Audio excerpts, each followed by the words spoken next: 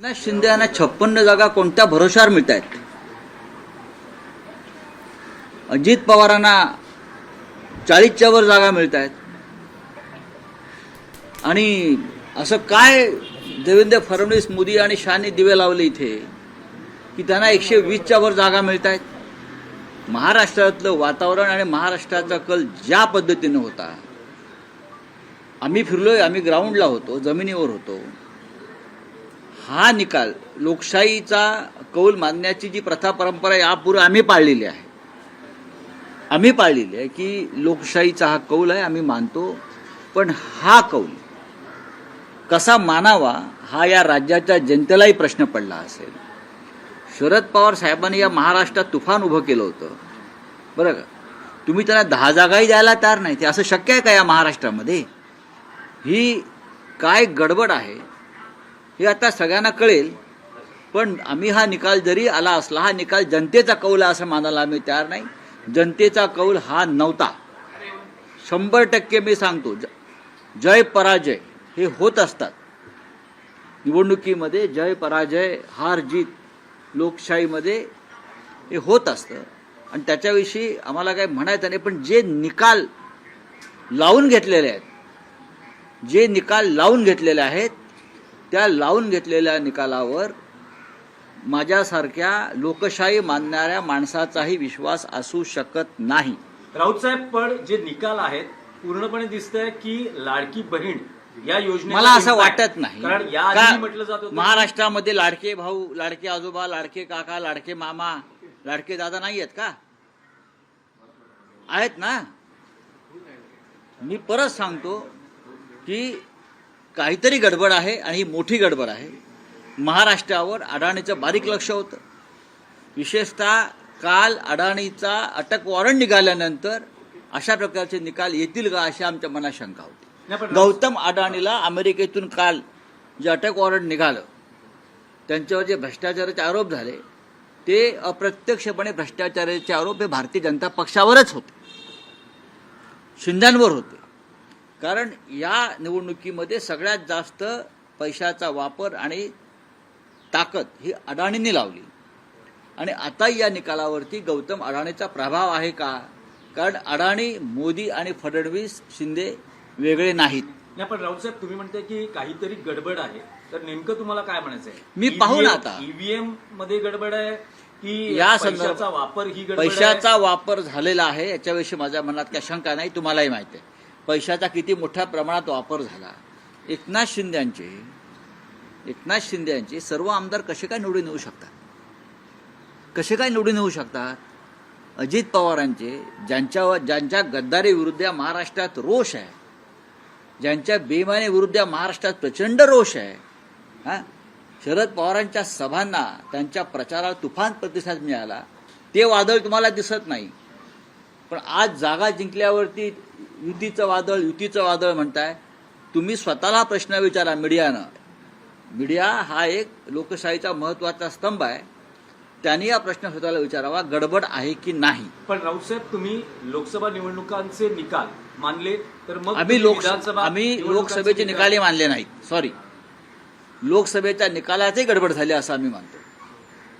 नाहीतर नरेंद्र मोदींचा पराभव नक्की झालेला होता. नाही, पण महाराष्ट्रात जे निकाल लागले लोकसभा, तेही आमच्या अनेक जागा ह्या लोकांनी चोरल्या. हे आम्ही वारंवार म्हणालो. तुम्ही माझ्या तोंडी काही घालू नका. आम्ही अत्यंत संघर्ष करून विजय मिळवला. ह्या वेळेला खूप मोठं कारस्थान या निकालामागे मला दिसतंय आणि 100% हा निकाल लावून घेतलेला निकाल आहे, जनतेला दिलेला कौल नाही. पण राऊत साहेब, पुढे काय पाहू ना. आता अजून थोडा वेळ आहे आम्हाला. आमच्या महाविकास आघाडीला तुम्ही 75 जागाही देत नसाल, एवढा मोठा विरोध महाराष्ट्रात असताना, एवढी मोठी बेईमानी गद्दारी झाली असताना, जर तुम्ही 75 जागा, 100 जागा जर आम्हाला तुम्ही देत नसाल, याचा अर्थ अमित शहा, मोदी आणि अडाणी यांनी हा निकाल ठरवून लावलेला आहे 100%. आणि शेवटच्या 3 दिवसामध्ये मोदी आणि शहा या राज्यातून गायब झाले. गौतम अडाणी यांचा जो निकाल अमेरिकेत लागलेला आहे त्याच्यावरचं लक्ष सुद्धा यातून बदललं जावं. महाराष्ट्रात आम्ही जिंकलो, गौतम अडाणी जिंकला महाराष्ट्रामध्ये, हे त्यांना दाखवायचं आहे. तर चंद्रकांतदादा पाटील म्हणतात की आमच्या पक्षांच्या नेत्यांचं मन मोठं आहे, उद्धव ठाकरेंचं आम्ही पक्षात आले स्वागत करू, त्यांना पश्चाताप झाला असेल तर त्यांनी परत यावं. काही गरज नाही तुमचं मन मोठं असण्याचं, बरं का. तुमचं कारस्थान मोठं आहे, तुमचं मन हेच तुमचं कपट आहे. नाही, पण राऊत साहेब हे जे निकाल आहेत असं दिसतं आहे की महाविकास आघाडीला किमान विरोधी पक्ष नेतेपद तरी विधानसभेत मिळेल जसं का? काँग्रेसच्या बाबतीमध्ये लोकसभेत 2 वेळेला घडवलं ठरवून, त्याच पद्धतीनं या महाराष्ट्राच्या विधानसभेमध्ये हा निकाल लावून घेतलेला आहे. महाराष्ट्र जो विकायला काढलेला आहे त्याला आम्ही विरोध करत होतो. मुंबई विकायला काढलेली आहे त्याला आम्ही विरोध करत होतो. आणि हा विरोध आमचा मोडून काढण्यासाठी या पद्धतीनं निकाल लावून घेतले. नपेक्षा असे निकाल या महाराष्ट्रात कधीच लागणं शक्य नाही, लागूच शकत नाही.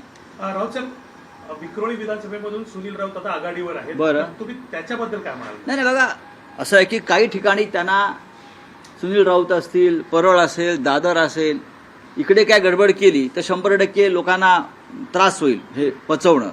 सुनील राऊत यांचा पराभव करणं सोपं नव्हतं, त्यांनी प्रयत्न केले, त्याच्यामुळे त्यांना इथे काय करता आलं नाही. अशा काही जागा त्यांनी सोडलेल्या आहेत. म्हणजे महाविकास आघाडी गाफील राहिली का? आम्ही अजिबात गाफील राहिलो नाही. गाफील कशा करता राहायचं? जनतेचा कौल हा नाही हे मी एवढंच सांगतो.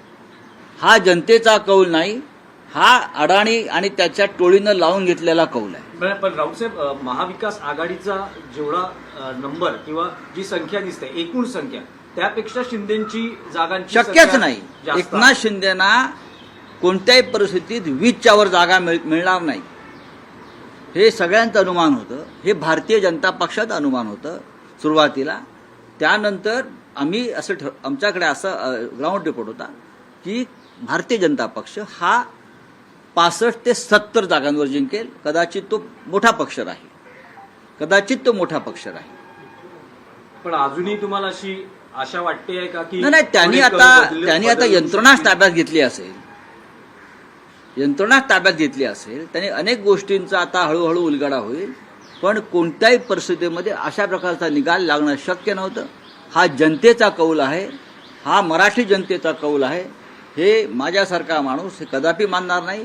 मराठी जनतेचा, शेतकऱ्यांचा, कष्टकऱ्यांचा हा कौल नाही. सर, हिंदी में जानना चाहेंगे, चुनाव के नतीजों की गिनती शुरू हो गई है, फैसले जिस तरीके से सामने आ रहे हैं, महायुति जो है 121, बीजेपी की 121। बात ऐसे है भाई, जो नतीजे सामने आए उसके ऊपर मैं विश्वास रखने को तैयार नहीं. ये जनता का फैसला मानने को तैयार नहीं. हमने महाराष्ट्र की जनता का जो मन है, हमें मालूम था किस दिशा में जा रहा है. लेकिन 2 दिन पहले गौतम अडानी के खिलाफ एक वारंट निकला, अरेस्ट वारंट. बहुत बड़ा भ्रष्टाचार का आरोप हो गया. ब्राइब का केस है, रिश्वत का केस है 2000 करोड़ का. उसमें भारतीय जनता पार्टी की पूरी पोल खोल गई. गौतम अडानी, बीजेपी, मोदी जी, शाह जी और फडणवीस, शिंदे ये एक है. और उसका ऊपर से ध्यान हटाने के लिए ये पूरा एक कपट कारस्थान हो गया है. और उसकी तैयारी पहले से चल रही थी. हमने ये महाराष्ट्र जो गौतम अडानी के जेब में जा रहा है, मुंबई जेब में जा रहे हैं, हमने विरोध किया. ये अडानी राष्ट्र नहीं होने देंगे. तो इसके लिए इस प्रकार के नतीजे महाराष्ट्र के ऊपर लाद गए हैं. ये जनता का कौल हो ही नहीं सकता. महाराष्ट्र की जनता का मन हमें मालूम है, ये हो ही नहीं सकता है. राउत साहब, दिख रहा है कि लाडली बहन जो सरकार की अरे योजना है, लाडले उसका भाई, impact- यहाँ लाडले भाई है, लाडले नाना जी है, लाडले दादाजी है, सब कुछ लाडले है ना यहाँ. हमको मालूम है क्या है ये. ये निर्णय जो आया है, ये नतीजा आया है, ये जनता का निर्णय नहीं है, मैं इतना ही कहूंगा. नहीं राउत साहब, लेकिन लोकसभा चुनाव के वक्त आपने जो जनता ने कॉल दिया उसको उस वक्त भी हमने कहा था मोदी जी हार गए हैं, लेकिन चाहे महाराष्ट्र हो चाहे और स्टेट में गड़बड़ की है. महाराष्ट्र के नतीजे भी उससे ज्यादा आने वाले थे अच्छे. हमारी 4 या 5 सीटें लोगों ने चोरी की है, मैं आपको बता रहा हूं. नहीं, पण राउत साहब अब दिख रहा बातमी आपण पाहतोय. आजचा निकाल हा जनतेचा कौल नव्हे तर हा निकाल लावून घेतलेला आहे असं संजय राऊत म्हणतात. आजचा निकाल अदानींच्या टोळीचा असल्याचं देखील त्यांचं म्हणणं आहे. तर निकालामागे मोठं कारस्थान असल्याचा संशय संजय राऊत यांनी व्यक्त केलेला आहे. राऊतांनी हा संशय व्यक्त केल्यानंतर आता नेमक्या काय प्रतिक्रिया येतात हे देखील आपल्याला पाहायचंय. आजचा निकाल जनतेचा कौल नाही असं संजय राऊत स्पष्टपणे म्हणतायत. लोकशाही मराठी ऐका, पहा, जागरूक रहा.